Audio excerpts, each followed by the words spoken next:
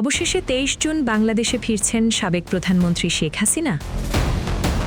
১১ জুনের পর এবার ২৩ জুন নিয়ে আইন শৃঙ্খলা রক্ষাকারী বাহিনীর মধ্যে তৈরি হয়েছে নতুন উদ্বেগ ও সতর্কতা। আওয়ামী লীগের প্রতিষ্ঠাবার্ষিকীকে কেন্দ্র করে দেশের বিভিন্ন স্থানে দলটির নেতাকর্মীরা বড় ধরনের শোডাউন বা সহিংস পরিস্থিতি তৈরি করতে পারে বলে আশঙ্কা করছে পুলিশ। পুলিশ সদর দপ্তর থেকে ইতিমধ্যেই সারা দেশে সব ইউনিটকে সতর্ক থাকার জন্য একটি বিশেষ গোপন চিঠি পাঠানো হয়েছে।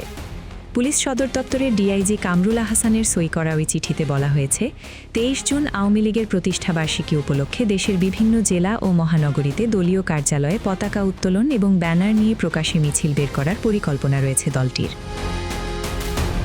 গোয়েন্দা প্রতিবেদন অনুযায়ী এই কর্মসূচিগুলোকে কেন্দ্র করে রাজনৈতিক প্রতিপক্ষ এনসিপি এবং বৈষম্যবিরোধী ছাত্র আন্দোলনের নেতাকর্মীদের সাথে আওয়ামী লীগের মুখোমুখি সংঘর্ষের প্রবল আশঙ্কা রয়েছে।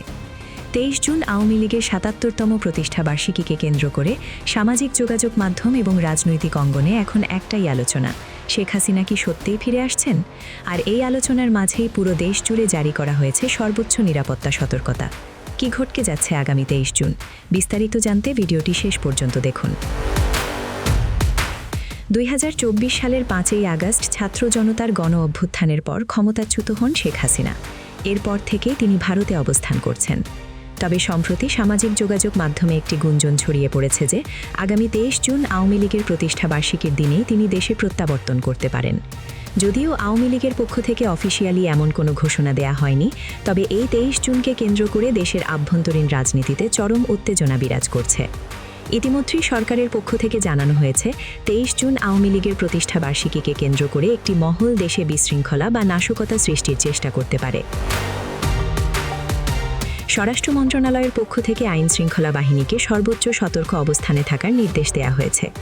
বিভিন্ন জায়গায় ইতিমধ্যেই পুলিশি তৎপরতা এবং বিশেষ অভিযান জোরদার করা হয়েছে। রাজনৈতিক বিশ্লেষকদের মতে শেখ হাসিনার সরাসরি দেশে ফেরার আইনি বা কূটনৈতিক কোনো সবুজ সংকেত এখনও মেলেনি। তবে প্রতিষ্ঠাবার্ষিকীতে দলটির নেতাকর্মীরা ঝটিকা মিছিল বা পতাকা উত্তোলনের মতো কর্মসূচি পালন করার চেষ্টা করতে পারে, যা নিয়ে রাজনৈতিক দলগুলোর মধ্যে মুখোমুখি সংঘর্ষের আশঙ্কা করা হচ্ছে। আপনার কি মনে হয়, আগামী ২৩ জুন কি বাংলাদেশের রাজনীতিতে নতুন কোনো মোড় আসতে যাচ্ছে? শেখ হাসিনার ফেরার এই গুঞ্জন নিয়ে আপনার মতামত কমেন্ট করে আমাদের জানান। ভিডিওটি ভালো লাগলে লাইক এবং শেয়ার করতে ভুলবেন না।